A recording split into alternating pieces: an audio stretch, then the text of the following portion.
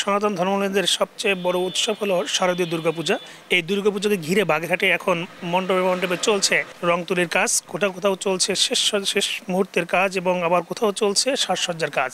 আমরা আছি বাগেরহাটের সদর উপজেলার পোলঘাট এলাকায়, যে পোলঘাট সার্বজনীন পূজা মণ্ডপে। সেখানে আমরা দেখেছি যে সবচেয়ে বড় কিন্তু আয়োজন এবার এই বাগেরহাটের এই যে পোলঘাট সার্বজনীন পূজা মণ্ডপে। এখানে 151টি প্রতিমা নিয়ে তৈরি করা হচ্ছে এবার পূজার আয়োজন। তবে এবার যে জেলার মধ্যে সবচেয়ে দ্বিতীয় পূজা মণ্ডপ হিসেবে আমরা জানতে পেরেছি এই পোলঘাট সার্বজনীন পূজা মণ্ডপ। আমাদের ধর্মীয় আখ্যান অনুযায়ী রামায়ণ মহাভারত সহ বিভিন্ন যে পৌরাণিক চরিত্রগুলো সেগুলো ফোটানোর চেষ্টা করছি।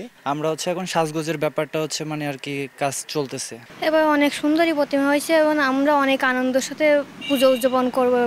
এবার যে আয়োজন রয়েছে এবং আয়োজন এর মধ্য দিয়ে আসলে এই পূজা মণ্ডপের প্রায় 15 বছর পার করবেন এখানকার যারা কমিটির রয়েছেন তারা। এখানকার যে আয়োজকরা রয়েছে তারা সর্বোচ্চ দিয়ে চেষ্টা করছেন যে তারা এখানে দর্শনার্থীরা আসবেন, দেখবেন এবং তাদের জন্য সব ধরনের নিরাপত্তার ব্যবস্থা রয়েছে এবং ভলান্টিয়ার থাকবে এবং সব ধরনের ব্যবস্থা তারা কিন্তু এখন নিয়েছেন। প্রতি বছরের ন্যায় এবারও আমরা 151 খান মূর্তি দিয়ে দুর্গাপূজা উদযাপন করতেছি। হিন্দু সম্প্রদায় আমরা আছি, এরা সংখ্যায় খুব অতি নগণ্য।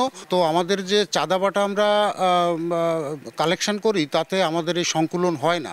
এক্ষেত্রে যদি সরকার আমাদের আরেকটু সহযোগিতা করতেন তাহলে আমরা হয়তো দেখা গেল চাঁদা উঠাই সর্বোচ্চ 2 লাখ টাকা, কিন্তু প্রায় 5-7 লাখ টাকা খরচ হয়ে যায়। কেউ আমরা এ নিয়ে খুব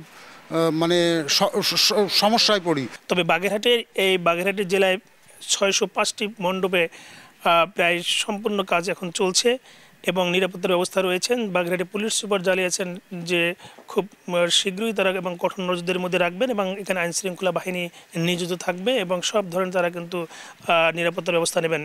এই ছিল আমার কাছে বাগেরহাটের পোলঘাট এবং সার্বজনীন মন্দির থেকে সবশেষ। আলী আকবর টুটুল, সময় সংবাদ, বাগেরহাট।